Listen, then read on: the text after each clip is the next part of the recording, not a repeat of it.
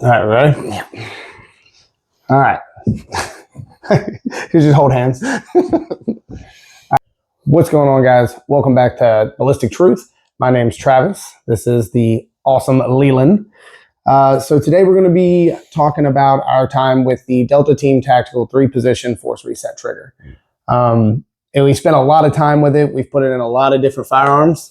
Okay. All right. Yeah.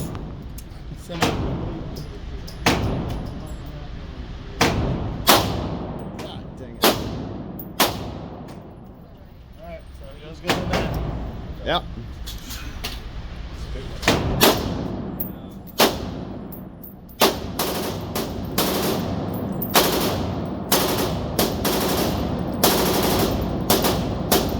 We've had some things we've had to change, but overall, it's a great trigger. Nothing bad to say. As far as the actual installation of the trigger, the only downside would be the price.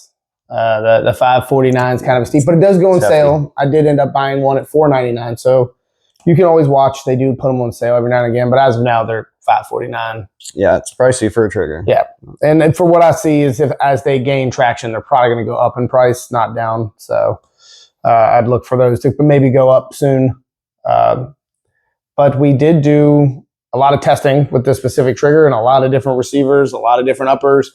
Ran through a bunch of different buffers to try to see what the limitations were, what we could make work with the minimal, and then obviously the maximum with that Super 42 spring. But yeah. Other than that, I mean, we did adjustable gas blocks, non-adjustable gas blocks, suppressed, unsuppressed. So we got every variation of the trigger covered that you could run into. We've used higher end rifles. We've also used the basic Palmetto State $200 lower. So it works. It seems to work very well in all of them. There is a common thing that you need, but we'll get into that later in the video. So now we're going to talk a little bit about the things you're going to need to know in order to make this trigger run properly in your weapon. So you'll see some of these videos out there, you'll see that the firing rate can dramatically change from really, really, really fast to kind of slow and kind of off-putting. The way to make this run properly, there's a couple of different things you'll get. I'll let Leland explain.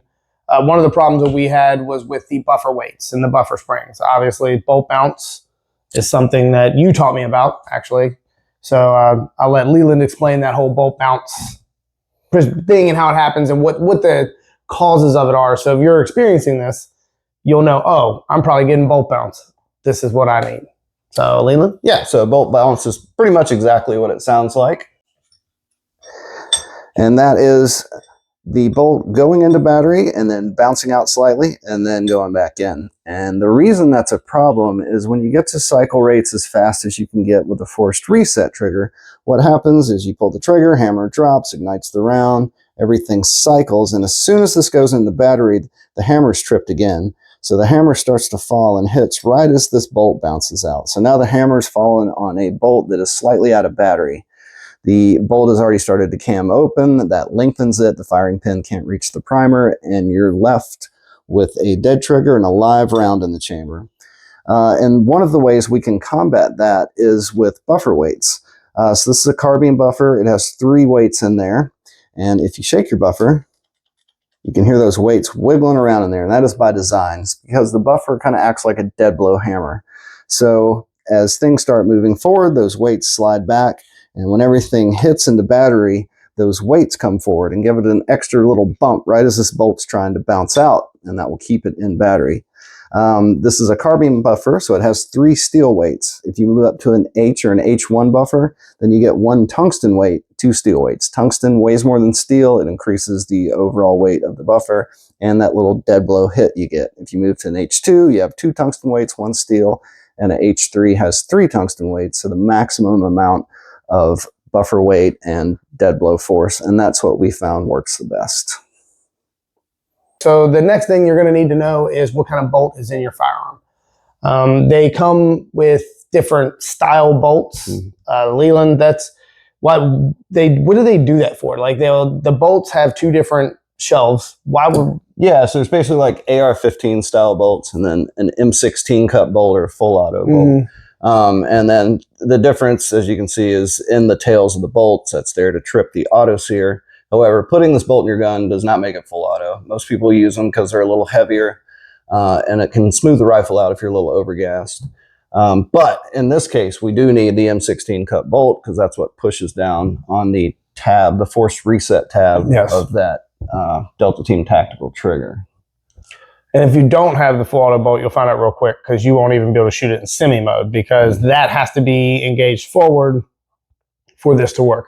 Unfortunately, YouTube, we can't show any of the parts we're talking about or go over any of that kind of stuff. We tried. Yeah, we tried. We got in trouble and got our PP smacked. So we're not going to do that again. We're not allowed to open the weapons up and show inside of them, I'm assuming. So we're just not going to do that. But it's very easy to see. When you see the trigger, you'll understand what we're talking about. It's very technical. Yes, it's very easy to understand. And most people, I feel like, watching this are going to understand most of this stuff. You're going to know what a full auto bolt is. You're going to know the basics. The second thing is to make it run. You'll know if it runs if you start shooting semi and it's fine. You click over and you get 2 or 3 shots, and then you don't get a failure to feed, or you'll get a feed with a hammer that follows the bolt.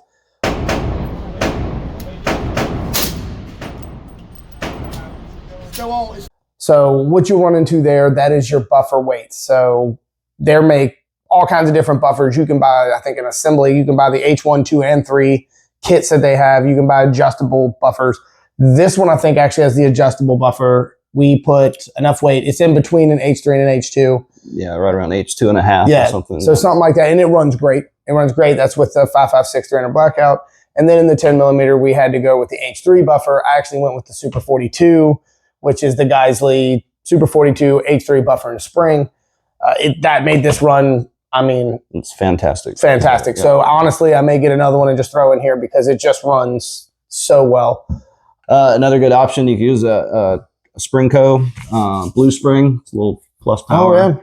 Oh, yeah. They make great springs. JP Enterprises, their polished buffer spring, I think, is a plus 10%. Anything in that, standard carbine to slightly overpowered spring would be a good choice for that. It may just be something you need to play around with. Yeah. I mean, every rifle's different. And it also really depends on whether you're shooting suppressed or not. Unless you're running a flow-through suppressor, I think they run a little less back pressure, but you still have excess back pressure. So the heavier you can do with that spring, the better it's going to run. I feel like it'll run faster and a little smoother. And honestly, I've noticed a flatter shooting variant out of a heavier spring and buffer.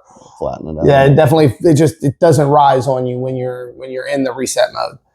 So that's a good add-on. Is that whole buffer spring assembly. I think it's worth doing. If you're going to spend the money on the trigger, you might as well make it run right. And if you do those two things, you do the trigger and you do that buffer, you won't have any problems.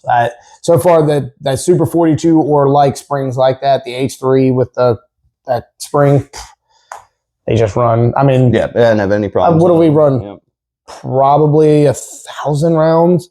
At least just on that first trip. Yeah, on the 5.56 300 blackout, it's probably close to 1,000 rounds that we've run through that. So we've got a very good idea about that. And then the 10 millimeter, which is a radial blowback, that we've got, I don't know. Probably close to another 1,000. Probably close to that. So I would highly recommend the Delta Team Tactical Force Reset Trigger. Totally worth the price. I know there's other ones made. I don't know about them. We're talking about getting one of those and kind of comparing the two. Just to see if there's any difference. I don't know if there's any difference, but I know this trigger is phenomenal. Mm-hmm.